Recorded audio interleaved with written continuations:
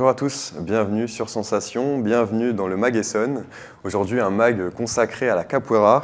Mon invité du jour, Jérôme Neusackmer, plus connu sous le nom de Flash. Bonjour. Bonjour. Alors vous êtes professeur de capoeira, votre association JN Capoeira est basée à Metz, mais des cours ont lieu dans plusieurs villes du Sud-Essonne. La capoeira en général, on sait que c'est une danse qui nous vient du Brésil, mais d'où tire-t-elle son origine ? Elle tire son origine vraiment du côté Afrique aussi, voilà, aussi bien. Donc elle vient vraiment il y a très très longtemps du temps de l'esclavagiste. Donc à l'époque, elle n'était pas affiliée comme un sport. Et du coup, les esclaves ont eu l'interdiction donc de pratiquer cet art, car à l'époque, ils ont réussi à avoir l'abolition.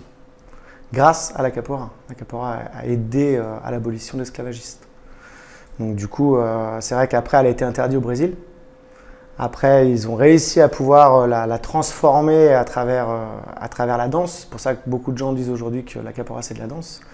Mais vraiment, le commencement de ça, c'est vraiment pas de la danse. Hein. C'est vraiment de la rue, c'est vraiment du combat. Il y a plusieurs arts martiaux qui ont été mélangés à l'intérieur. Donc voilà, d'où la capoeira vient vraiment à l'origine. Et vous, comment est-ce que vous avez découvert cette activité, ce sport ?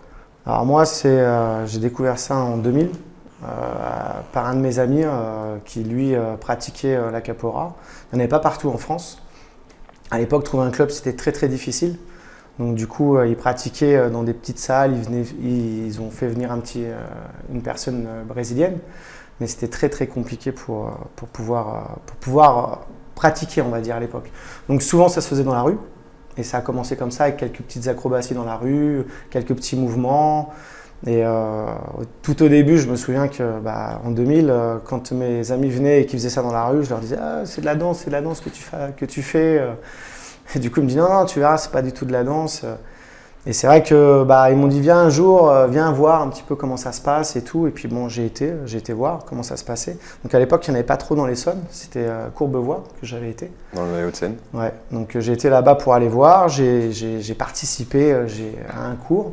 Et ils m'ont dit « On aimerait bien justement qu'un jour ça vienne dans l'Essonne. Nous, on habite ici. On aimerait vraiment que ça soit ici. » Ils m'ont dit « Est-ce que tu n'envisagerais pas de nous aider dans l'association et de créer une association ?» C'est comme ça que j'ai créé la première association dans l'Essonne ici, donc JN Capoeira, il y a 20 ans. Et du coup, là-bas, je ne voulais pas en faire du tout.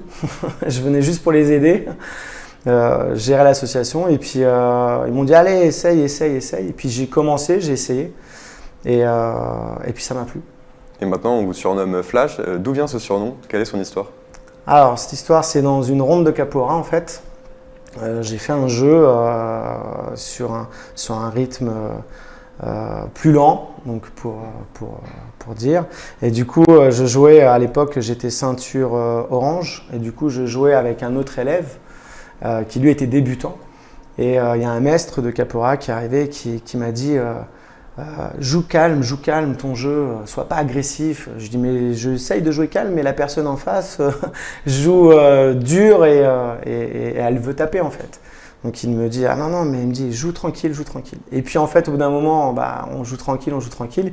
Puis à un moment donné on répond. Donc du coup j'ai répondu un peu sec, rapide. Donc le maître a arrêté la ronde. Et là il m'a regardé, il m'a fait oh. T'as pas de surnom ? Je fais non, j'ai toujours pas de surnom. Il me dit ah ton surnom c'est Flash. Il me dit tu sais le petit bonhomme, celui qui court vite. Je dis ah ouais et pourquoi ? Il me dit parce que quand je te demande d'aller lent, tu vas vite. Voilà l'histoire du surnom. Alors au Brésil, il y a le foot, il y a la capoeira, mais dans quels autres pays est-ce qu'elle est la plus développée finalement ? Finalement aujourd'hui en France. C'est le deuxième pays ? Ouais. Vraiment la France aujourd'hui, vous avez des clubs partout, vraiment dans même les petites villes. Moi, simple, je donne à Metz. À Metz, il y a 2500 habitants, 2300 habitants. C'est là-bas que j'ai créé la première association, donc le club en fait, il y a 20 ans. Et moi, j'ai un autre ami qui est sur, pas Toulouse même, mais à côté de Toulouse, qui lui aussi donne des cours là-bas. Et à Nailloux, par exemple, donc c'est un petit endroit aussi. Donc pour dire comme quoi qu'il peut y avoir des grandes villes comme des petites. Et j'ai un autre de mes meilleurs amis aujourd'hui avec qui je m'entraîne qui lui donne à Évry. et qui est plus grand. C'est pour ça qu'aujourd'hui, je dis en France, il y en a vraiment partout. C'est vraiment pas autant que le judo aujourd'hui, mais la capoeira aujourd'hui. C'est un plan de petit à petit. Ouais, vous proposez plusieurs cours. Ouais. Vous, quels sont les horaires et dans quelle ville est-ce que l'on peut suivre vos cours? Alors moi, je donne tous les jours de la semaine. Donc, je donne le lundi soir donc, sur la ville de Saint-Michel.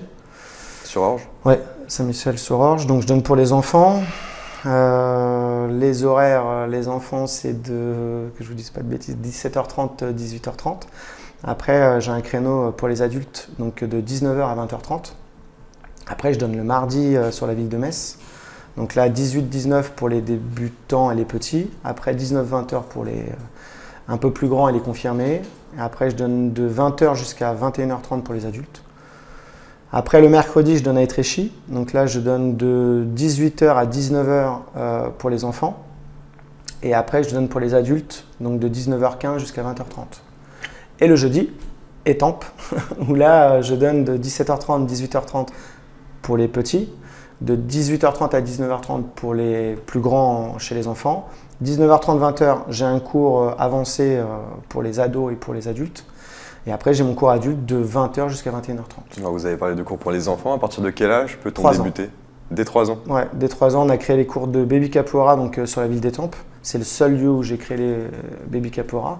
Sinon, dans mes autres endroits où je donne, c'est à partir de 5 ans. 4 ans, si l'enfant. Donc on peut commencer très très jeune. Ouais. Quelles sont les qualités nécessaires pour ce sport? Venir avec la bonne ambiance, l'envie de vouloir faire un peu de sport. Non, le sourire, je dirais. Et puis après, tout le reste, ça s'apprend. La souplesse, ça vient. Il faut laisser le temps. Les acrobaties, ça dépend où c'est qu'on va aller dans les acrobaties. Mais j'ai envie de dire que si la personne demain a envie de faire un salto, pourquoi pas? Elle peut y arriver, il n'y a pas de limite en fait. Après, j'ai envie de dire, c'est un travail perso. Les enfants, chez eux, c'est plus facile, on va dire, que chez les adultes. Parce que l'adulte va dire, ah ouais, mais moi j'arrive à un certain âge, je ne pourrais pas. C'était marrant parce que tout à l'heure, quand on s'est vu, vous m'avez dit que vous avez rencontré un de mes élèves au forum. Et voilà, par exemple, Mammouth, lui, c'est une personne qui est imposante physiquement et tout. Donc, cette personne, il s'est entraîné dans les débuts qu'il a commencé avec moi 3 fois par semaine. Il a super bien progressé, il a super bien avancé et aujourd'hui il est fidèle, il est toujours avec moi et je dirais pas son âge, mais il a un certain âge et du coup super motivé et toujours là, toujours à nos côtés quoi. Et toujours, est-ce qu'il existe des compétitions de capoeira Oui. au niveau? Alors j'aime pas affilier ça à des battles parce que souvent on va dire ouais ça ressemble trop, trop à ça. Oui il existe des championnats. Pour ma part ma fille a participé à plusieurs championnats. A fini plusieurs fois première et deuxième du classement. Donc elle est tombée contre d'autres personnes plus grandes qu'elle en fait à l'époque, puisque ma fille avait 14 ans à l'époque, et aujourd'hui elle en a 17, mais elle avait 14, et elle est tombée avec des jeunes de 17 ans. C'est un championnat à quel niveau, quelle échelle? Là on avait fait tout ce qui était le groupement 78 et tout ce qui est l'Essonne aussi, qui savait regrouper tous les... Donc l'Essonne et Yvelines? Ouais, l'Essonne et les Yvelines. Et elle avait fini deuxième de sa catégorie. Alors cela fait déjà quelques années que vous êtes implanté dans le sud Essonne. Quelles sont vos idées pour continuer à vous faire connaître et à développer la capoeira dans la région?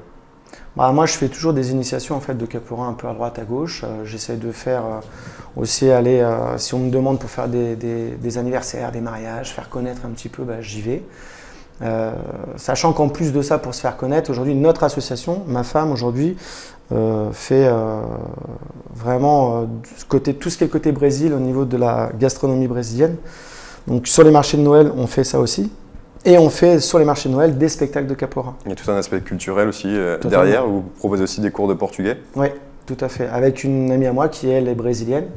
Et du coup, moi j'ai pris 2 ans de cours avec elle pour perfectionner justement mon portugais.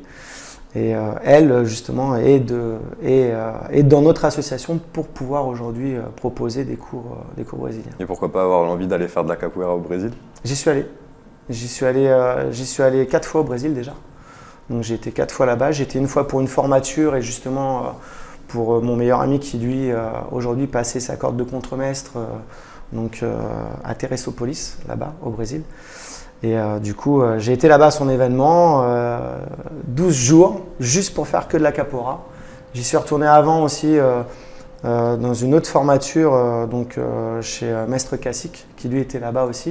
Donc je suis allé déjà 2 fois pour 2 gros événements au niveau du Brésil là-bas. Merci beaucoup de nous faire voyager, Jérôme Noxagmer, alias Flash. Merci beaucoup d'être venu avec nous sur le Mag-Essonne. Vous pouvez retrouver cette émission en podcast audio ou vidéo sur notre site ou sur notre application Radio Sensation.